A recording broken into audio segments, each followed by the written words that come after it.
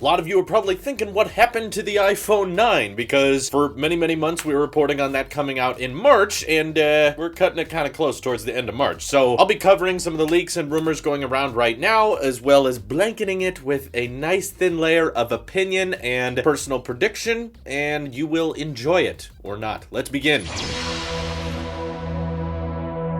So obviously, yeah, we're in a situation right now globally that does affect production of certain products. So that has more than likely played a factor into the release of the iPhone 9. And for the record, yeah, I'm calling it iPhone 9 because that's just the least amount of syllables right now. Once this phone comes out, it'll probably be called something else. I doubt it will be called that, but for the sake of simplicity, I'm just going to call it iPhone 9 until they release it. But personally, I don't think the iPhone 9 has been canceled. It is still coming out, and if you had to ask me when I think it's going to drop, probably sometime mid-April. So it's still going to be pretty soon, because amidst the situation we're facing right now, Foxconn and China as a whole is trying to get things back to normal. They're probably struggling a little bit. We don't know if we can 100% trust them, but the fact is we're still getting iPad Pro shipments from China in the first place. The new 2020 iPad Pros, you can track the shipping numbers on these things. They were in China just a matter of weeks ago. So production is still up and running there, and it also helps the fact that the iPhone 9 is so dang similar to the iPhone 8, and my guess is they're going to stop production of the iPhone 8 as soon as iPhone 9 production begins, which some leakers have already claimed iPhone 9 production has started, and they're already starting to stockpile these things. Now, Foxconn may not be running at full capacity yet, which is why Apple might be hesitant to release this. They maybe don't want to drop it just yet because they're not sure if they're going to have enough units to meet demand, but John Prosser from Front Page Tech is tweeting about how Apple is basically having meetings discussing what they're going to do, and my prediction on what they're going to decide is that given this crisis people are going through and the massive amounts of,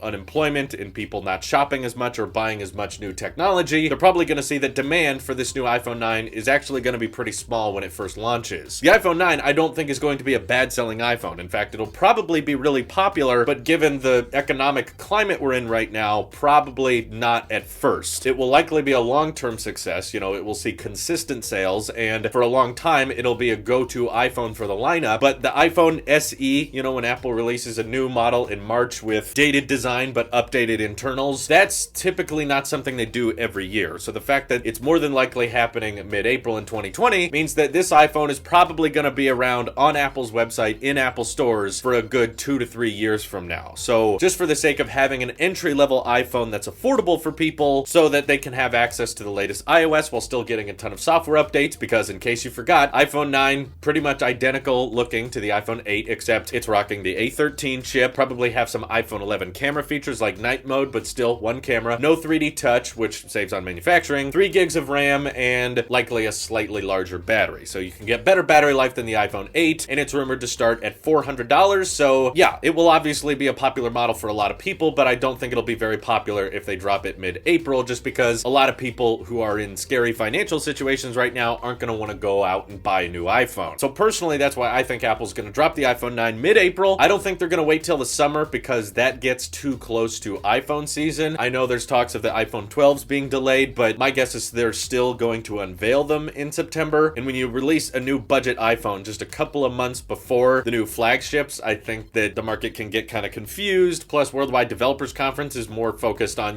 developers, not so much just cheaper iPhones for people. But I could be wrong. This video is probably going to age horribly. I get that. But I am king of changing titles after the video is dated and aged. So expect the title of this video to probably change once it becomes dated, which will be in a matter of days, or maybe if we're lucky, a couple of weeks. Let me know when you guys think the iPhone 9 is dropping, given the current situation, by hitting me up over on Twitter, joining my Discord. We can bicker more over there. And feel free to let me know that you think it should be called the iPhone SE 2X SR Pro Plus Max Slofi button equipped. This is your Apple Sheep here. I'll see you in the next one.